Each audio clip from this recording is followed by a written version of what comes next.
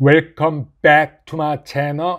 This is Coin Nomad. 안녕하세요. 코인 노마드입니다. 비트코인 가격이 떨어지고 있습니다. 8% 가량 떨어져서 33,788, 그리고 마켓캡 시총도 1.6조로 최고점에 비해서 1조 달러 정도 줄어 있습니다. 자, 그렇지만 제가 여러 가지 도표로 앞으로 비트코인이 어떻게 될 것인가 생각해 보겠습니다. 5년 전 오늘 비트코인 하나의 가격은 526불이었습니다. 그리고 이더리움은 12불, 라이트코인은 4불, XRP는 0.005달러. 계좌가 많이 줄어 계실 텐데 힘드시겠지만 결국 좋은 결과를 얻을 것이다, 그렇게 생각합니다. 이 그래프는 와이코프 프라이스 사이클 어큐뮬레이션이라고, 전에는 상승할 때 거 보여드렸지만 지금은 하락 구간에서, 여긴 축적 구간입니다. 그런데 지금은 어디쯤에 와 있을까라고 보면 A 구간에 있는 초반일까요? 아니면 B 구간일까요? C 구간일까요? 저는 C 구간에 이 정도로 생각을 하고 있습니다. 물론 이걸 수도 있지만 일단 3만 불, 2만 8천 불을 깨고 내려간다면은 한없이 내려가지는 않으리라고 생각합니다. 그래서 이쯤에서 최고 2만 불까지 보긴 하지만 바로 V자 반등해서 위로 올라올 것이다 라고 보고, 이 D 구간에 얼마나 빨리 올라가느냐가 관건이겠지만, 만약에 7월 8월 여름에 상승할 것이라면은 이 V자 반등이 나올 거라 이제 그렇게 생각합니다. 하지만 V자 반등이 나오기 전에는 상당한 하락이 어디까지 갈지는 모릅니다. 2만 불까지 갈지, 만 불까지 갈지, 아니면은 계속 횡보를 할지 모르지만 지금은 축척, 그리고 코인을 모으는 수준이다, 이렇게 생각해서 이 차트를 가져와 봤는데요. 이 그림은 비트코인이 64,000 최고점일 때는 비트코인을 사려고 이렇게 많은 사람들이 줄을 서 있고, 지금 38,000에서 33,000까지 내려왔을 때는 비트코인을 사려고 줄 서 있는 사람은 없습니다.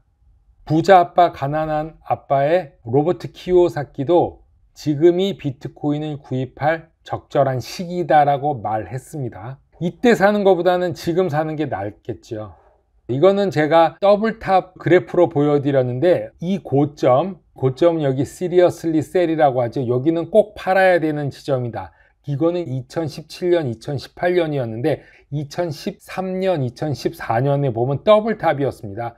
그래서 한번 고점 찍고 다시 내려왔다가 다시 상승하고 내려온, 이번에가 더블탑이 되지 않을까, 이렇게 생각하시는 분도 꽤 있습니다. 그래서 상승이 끝난 것이 아니다, 이렇게 여기저기에서 말했던 이유는, 이 프랙탈로 보면은 2017년, 2018년보다는 2013년 그리고 2014년에 더 가깝게 가고 있다, 그렇게 생각합니다. 포브스에서 비트코인 가격이 떨어진 이유 3가지에 대해서 제가 오늘 말하는데, 첫 번째, 이 포브에서 말한 트럼프가 비트코인은 사기다, 이제 이런 말 때문에 오늘 떨어진 데 주요한 원인이 되었습니다. 그리고 두 번째는 콜로니얼 파이프라인에서 FBI가 비트코인을 추적해서 찾아왔습니다. 그래서 이게 더 큰 문제가 되었습니다. 비트코인을 사기를 당했는데 그거를 FBI에서 찾아왔다. 즉 비트코인도 추적 가능하다. 그래서 비트코인에 대한 실망감 때문에 또 하락을 하였고, 세 번째, 연준이 금리를 올릴 수 있다. 인플레이션이 오고 있다. 인플레이션은 미국에 나쁘지 않다. 이런 말을 해서 이 3가지가 합해져서 오늘 33,000까지 내려왔습니다. 자, 그럼 첫 번째, 비트코인은 사기다, 트럼프의 말을 보겠습니다. 폭스 비즈니스 네트워크의 스튜어트 바니와의 인터뷰입니다. 트럼프가 암호화폐를 사기처럼 보인다라고 말한 후, 이 발언은 인터뷰 1시간 만에 비트코인 가격이 1.3%, 즉 36,472에서 35,973달러로 1.3% 넘게 떨어지면서 비트코인 가치 하락을 견인하였다고 하는데요. 어떻게 말했냐? 비트코인은 사기처럼 보인다.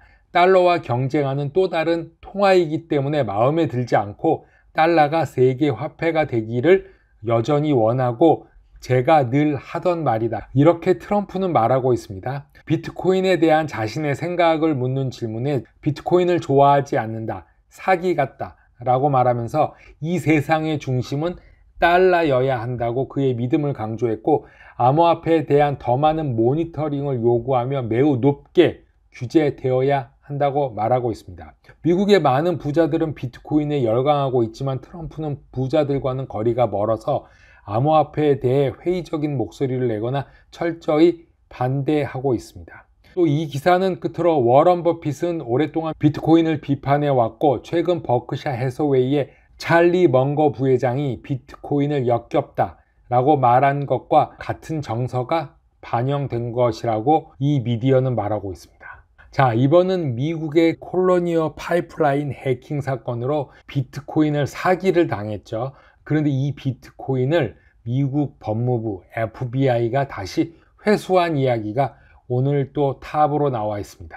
미 법무부는 콜로니얼 파이프라인사가 지급한 암호화폐 몸값, 즉 비트코인이죠, 약 230만 달러를 회수해 사상 최대 규모의 미국 사이버 공격을 감행한 해커들을 단속했다고 말하고 있는데, 리사 모나코 법무차관은 수사관들이 63.7 비트코인을 압수했으며 현재 약 230만 달러로 평가되고 있으며, 지난달 미국 동부 해안의 파이프라인에 대규모 가스 부족 사태를 초래한 시스템의 해킹 이후 콜로니얼사가 지불했던 것에 대해서 말하고 있습니다.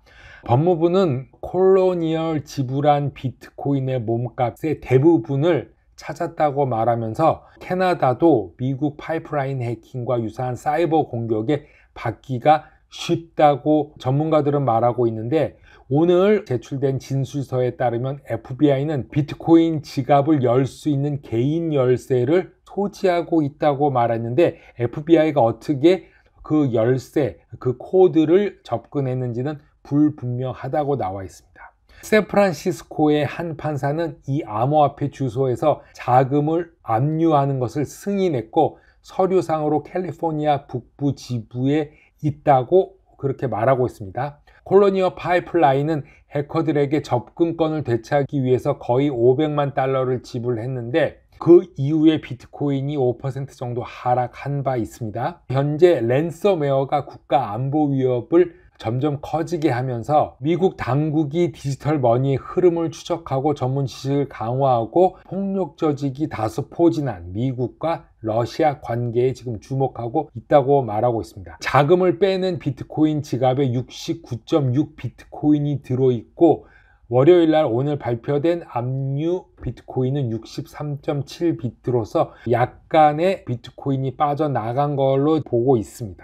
마지막으로서 재무부 장관 자넷 옐런 의장이 일요일날 런던에서 열린 G7 재무부 장관에서 돌아온 후 블룸버그와의 통신에서 인터뷰를 했는데, 인플레이션과 앞으로 금리가 상승할 수 있다, 이런 말을 했습니다. 조 바이든 대통령의 4조 달러 지출 계획은 비록 인플레이션 상승을 기여하고 더 높은 이자율을 초래할지라도 미국에는 좋을 것이다, 이렇게 말하고, 만약 우리가 좀 더 높은 금리 환경을 갖게 된다면 실제로 사회의 관점과 연준의 관점에서는 미국의 플러스가 될 것이다, 이렇게 해서 안심시키는 발언을 했는데, 최근에 인플레이션에 대한 논쟁은 몇 달 동안에 격화되었죠. 그래서 옐런과 같은 사람들은 현재 물가 상승이 공급망 병목 현상이나 경제가 재개되면서 지출 급증과 같은 일시적인 이상 현상에 의해 야기되고 있다고 주장하고, 9조 원의 정부 지원이 지속적인 상승을 부추길 수 있다고 말하고 있는데요. 바이든의 지출 연간 약 4천억 달러에 달할 것이고, 인플레이션 과잉을 야기시키기에는 충분하지 않다고 또 안심시켰습니다. 구제 금융으로 인한 모든 급등, 이런 인플레이션은 내년에 사라질 것이라고 말했습니다. 자, 어떻게 연준과 재무부 제넷 옐런이 수없이 프린팅 해놓은 미국 달러를 인플레이션 없이, 그리고 어느 정도의 금리 상승만 유지하고 미국 경제를 붕괴시키지 않고 끌고 나갈 것인가, 이것은 우리가 지켜봐야 될 관점이고, 여기에서 그 인플레이션에서 우리가 혜택을 입어서 비트코인이 하락하지 않고 다시 반등하고, 비트코인은 가치 저장 수단, 코인은 크로스 보더 페이먼트와 가치 수단으로서 사용될 수 있는지, 한번 지켜봐야 될 것으로서 생각됩니다. 코인노마드 오늘 여기까지 하겠습니다. 감사합니다.